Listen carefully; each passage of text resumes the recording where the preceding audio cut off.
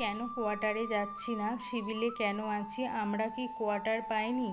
আর যেই রুমটাতে সিভিলে ভাড়া থাকি সেই রুমটার রেন্ট কত নেয়?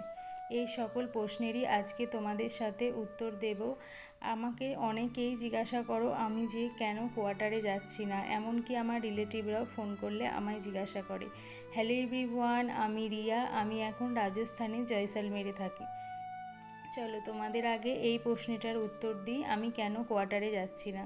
কোয়ার্টারে যাচ্ছি না, এখানে কোয়ার্টার পুরোপুরি পার্মানেন্টের জন্য অ্যাভেলেবেল নয়, 1 বছরের জন্য কোয়ার্টার। আর জানো তো, থাকতে থাকতে হাজব্যান্ডের সাথে কত কিছু সামানপত্র হয়ে যায়। 1 বছরের জন্য এই এত কিছু টেনে টেনে নিয়ে যাও, আবার নিয়ে এসে আবার সিভিলে আসো, তো সেইটা আমি একদমই চাইছি না। যদি পার্মানেন্ট হতো তাহলে তো অবশ্যই কোয়ার্টারে থাকতাম, কারণ কোয়ার্টারের মতো সেফটি সব কিছুর দিক দিয়ে আর কোথাও নেই।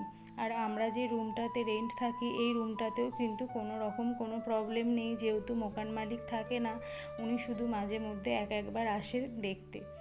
আর আমরা যে রুমটাতে থাকি এই রুমটার রেন্ট কত? এই রুমটাতে 9,000 টাকা রেন্ট নেয়। এখানে কিন্তু ইলেকট্রিক বিল আর জলের বিল ইনক্লুডেড নয়। তোমরা তো জানো রাজস্থানে জয়সালমেরে কতটা জলের প্রবলেম হয়, জল তো মাঝে মধ্যেই কিনতে হয়, কিন্তু ওই যে সাপ্লাই থেকে জল আসে ওটা 6 মাস অন্তর কিছু একটা রেট দিতে হয়, সেটা কত দিতে হয় আমি না ঠিক জানি না। তবে ইলেকট্রিক বিল যেটা, আমরা এখানে এই বাড়িটাতে 3 জন থাকি, 3 জনেরই রুমের মধ্যে আলাদা আলাদা সাবমিটার লাগানো আছে, যে যেরকমটা ইলেকট্রিক বিল খরচা করে পার ইউনিট 10 টাকা হিসেবে সেটা দিতে হয়।